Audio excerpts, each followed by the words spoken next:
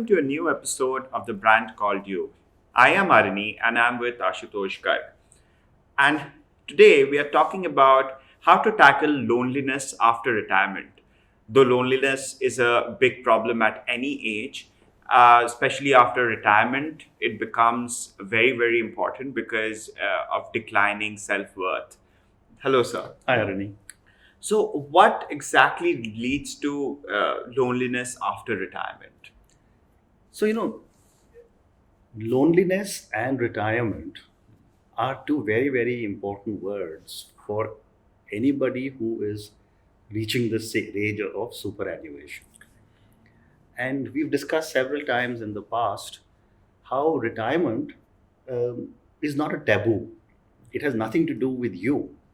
It has everything to do with the superannuation policies of your employer. And post 60, 62, whatever age you do retire, there is a big life ahead of you. Now, loneliness is something that a lot of us tackle throughout our career. And what do we do about loneliness? Either we have a lot of friends, or we have a lot of family, or we have got some hobbies, but we all figure out ways and means to do something or the other. What I have seen with people who are now in their 50s is that they are so busy at work that they don't make any effort to either have relationships. By relationships, I mean friends outside of work. So when the so called retirement happens, suddenly that whole social connection goes away. A lot of people live in company owned apartments. So even the community that you live in goes away because you now have to move out and move into some other place. And finally, and most importantly, a lot of people, or most people, irrespective of age, do not develop any interests and hobbies. And if you don't have any interests and hobbies, then you are certainly going to be a very, very lonely person. And finally, if you look at a couple, the lady or the spouse generally has many, many interests and has really cultivated a strong social circle around herself with friends.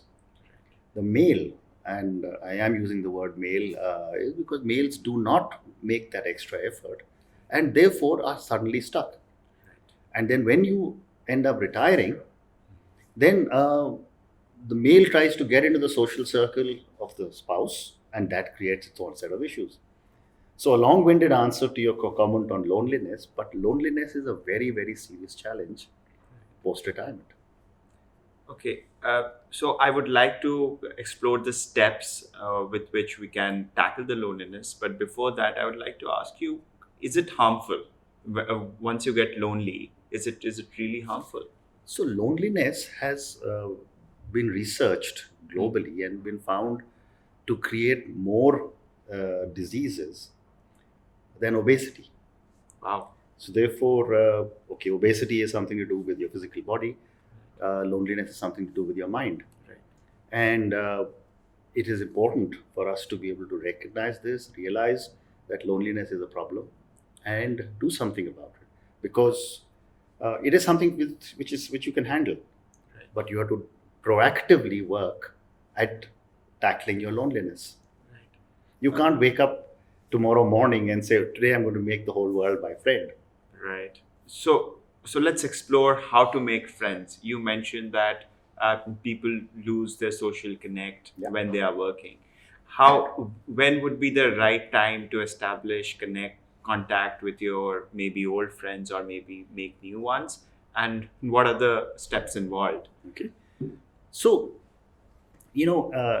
at a certain stage in life, and you're very young, but I am sure you keep investing in relationships with friends outside the workplace. Um, if you look at, say, government employees, the entire social circle, and I used to see it with my father, who was a very senior brigadier, all their friends were basically their own batchmates and in the army. And when he retired, everyone went off to their respective cities. Right. And suddenly, they had to depend on just 4, 5, 6 friends because they had made no effort to make friends outside the community that they were working in. So therefore, it's very critical for you to start developing relationships outside. And I see the same thing with IAS officers. Right? They're little in that little cocoon of meeting who they know and who they don't know. And then if you look at large companies, the same thing happens in large companies. Because institutions like Yami or the IAS or large companies provide a very, very strong nurturing environment to the individuals who are in it. But the moment that period finishes, then the individual is lonely. So therefore, the first thing is that you've got to be able to develop relationships. Next is that you've got to be able to start developing hobbies. Right? Now, whether you are collecting stamps and coins, whether you are reading, whether you are writing, whether you're a sport, playing a sport, whether it is golf or playing chess or whatever you like, you can't wake up on the morning post-retirement and say, from tomorrow morning I'm going to start playing tennis and playing golf and start writing and do whatever else. You have to invest in yourself, invest in the ecosystem, and that is what is critical for you to be able to tackle your loneliness. Right. A lot of people I have seen get a pet. Right? Again, this is something which you need to do in advance, not wake up and say, now let's get a pet. Right. So the point I'm trying to make with all these examples is that start planning 5-7 years before you're actually going to retire on what do you want to do. You may want to go and take up another job. Right. So all that planning must be done in advance. Wow. So one of the things that I have seen people do, especially when they are lonely, they also make other people lonely. Correct. So is loneliness contagious? It can be very contagious because loneliness, unless handled, starts affecting the mind.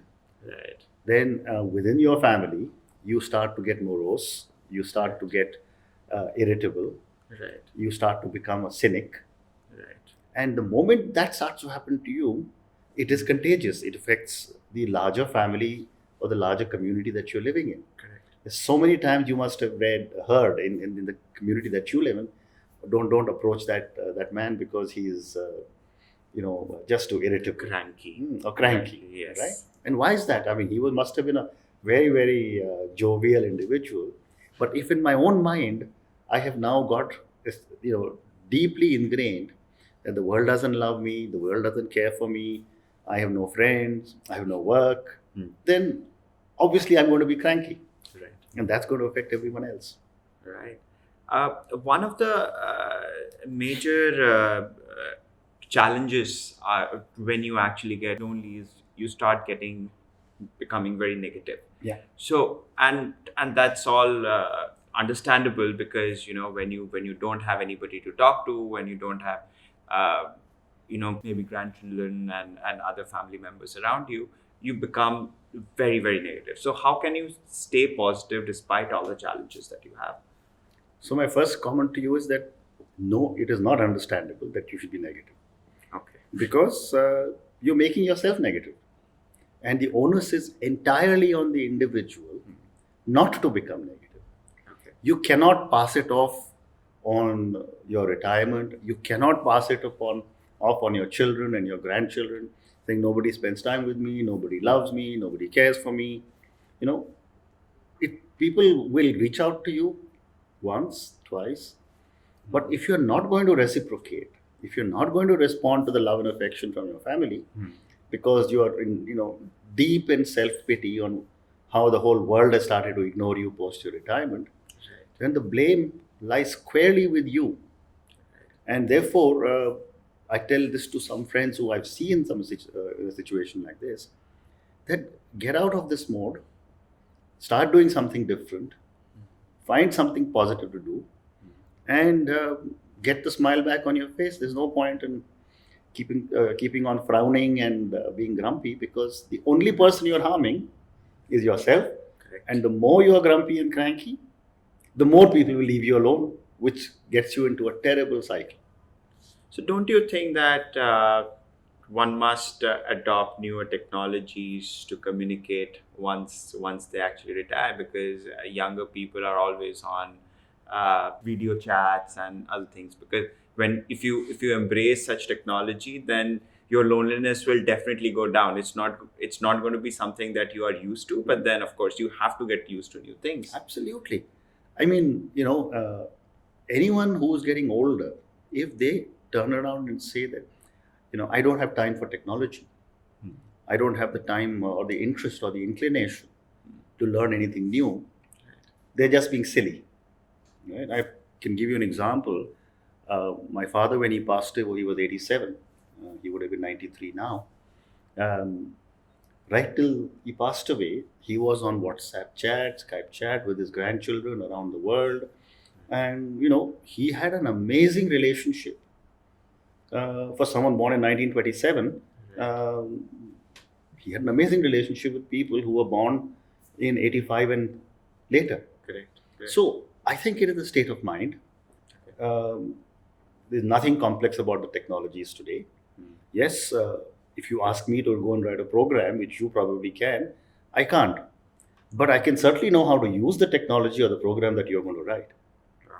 But for me to turn around and say that I don't want to know anything about it, I want to sit with my old, dial phone, and that's the only communication that I want to know, I think I'm only going to harm myself. Um, Another new thing that is coming up is community living.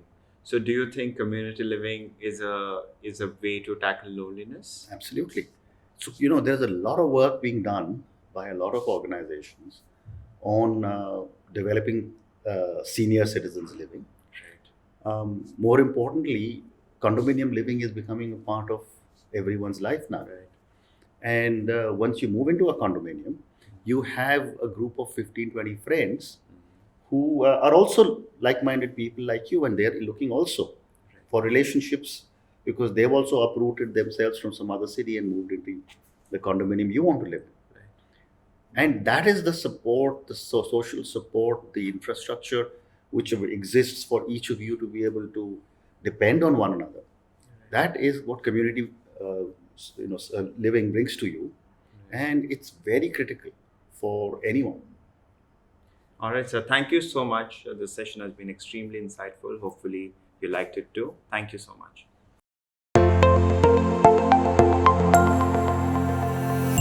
Thank you for listening to the Brand Called You podcast. Be sure to visit tbcy.in to join the conversation, access show notes, and discover fantastic bonus content. You can follow us on YouTube, Twitter, Facebook, and Instagram. Simply search for the Brand Called You. Thank you and see you next week.